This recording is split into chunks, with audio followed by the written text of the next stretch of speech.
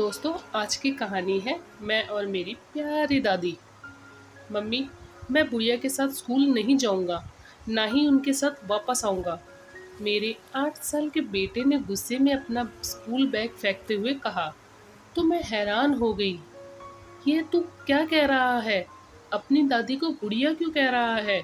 कहाँ से सीख रहा है बदतमीजी? मैं सोच ही रही थी कि साथ वाले कमरे से उसके चाचा बाहर निकले और पूछा, क्या हुआ बेटा? उसने फिर कहा, मैं उस बुढ़िया के साथ स्कूल नहीं जाऊंगा। हमेशा मुझे डांटती है और मेरे दोस्त मुझे चिढ़ाते हैं। घर के सारे लोग उसकी बात से हैरान थे। परिवार बड़ा था।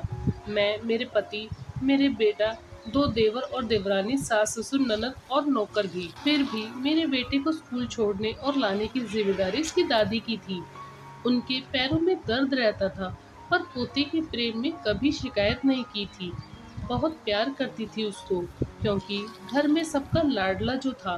पर अचानक बेटे के मुंह से उनके लिए ऐसे शब्द सुनकर सबको बहुत आश्चर्य हो रहा था।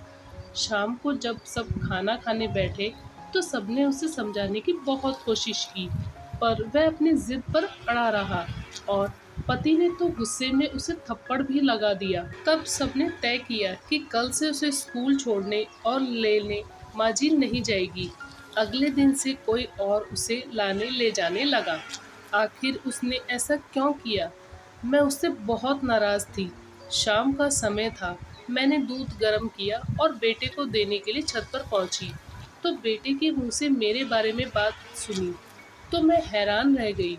वह अपनी दादी से कह रहा था, मैं जानता हूँ दादी कि मम्मी मुझसे नाराज है, पर मैं क्या करता?